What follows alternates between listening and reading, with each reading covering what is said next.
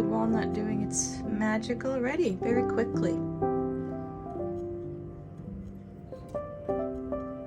It's letting off all of its brown dye and tannins. Look how pretty. Okay, we're gonna do about 90 minutes on the walnut bath, and then we'll come back and check the color. Okay, time is up, and we have a beautiful, rich brown dye,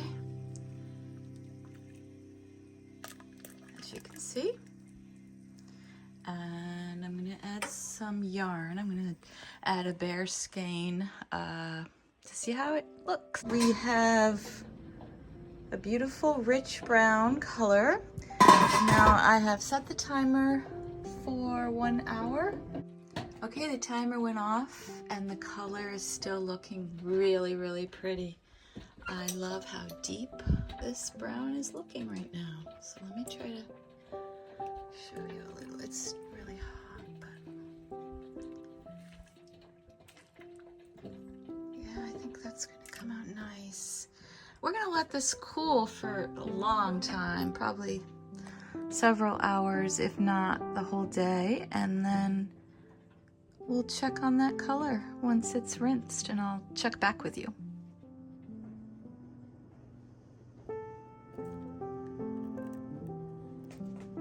The yarn has now cooled completely, and I think that's a really nice color.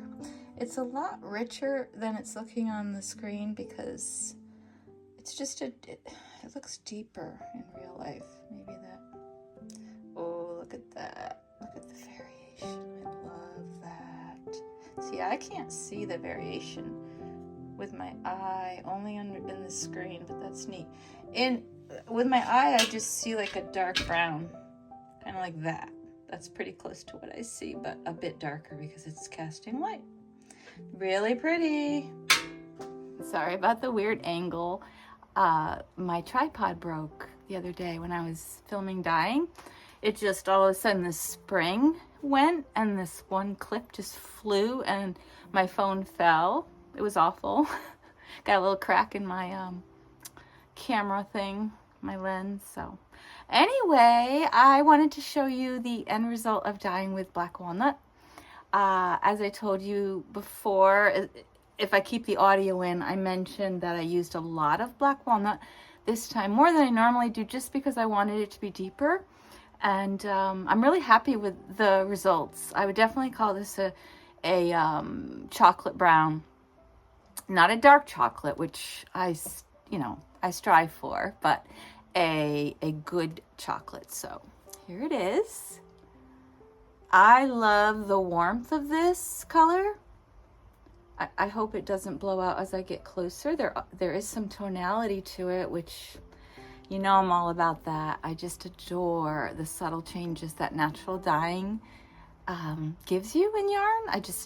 It's really hard to knit with commercial yarn once you've knit with a hand dyed, but in particular naturally dyed. There's something about just the tonality that you get. But yep, here are some of the skeins that are dry. I think they are really, really gorgeous. They kind of match my sweater. I think they would make a beautiful hair color. You know, like I don't know if you'd call that chestnut, but well, walnut brown. So yeah, really good, fun, positive experience dyeing with walnut as always. And something really exciting happened. Joe has been away. He's been in Ohio, and now he is in Buffalo, going to a Bills game tonight, in fact. But he sent me a picture of a huge bucket of black walnuts that he was able to, as he said, forage. I'm like, you and your friend were foraging. That's so cute. So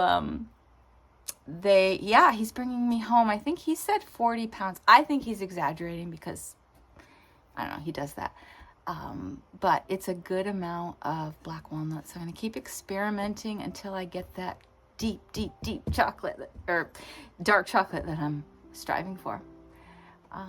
Oh, and this is going to be the little addition, the little gift that I try to send with the yarn each month.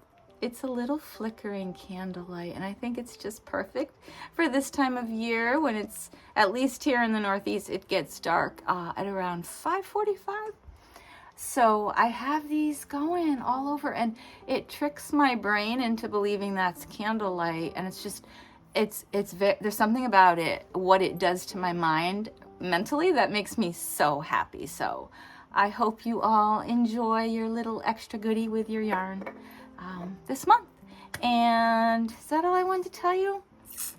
I mean, I did want to show you, hold on a second. Don't mind this obnoxious light. In fact, I'm going to put it down. I did want to show you a couple of things that I'm working on, just really quickly. Just a little update here.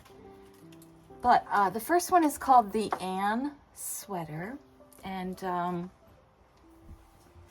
you who that's by.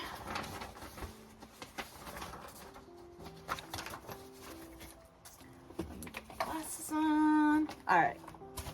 The Anne sweater is by Melanie Roundtree. I can't show you the picture because the pattern is all around it.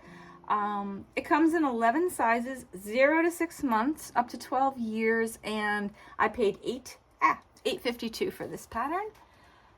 So what I can tell you is that it's a little top with really ruffly sleeves, short sleeves, ruffly. It comes cropped and regular length, and it's adorable. And so I had this extra blue yarn left over from my Felix cardigan, which I told you I wanted to knit my granddaughter Blake something.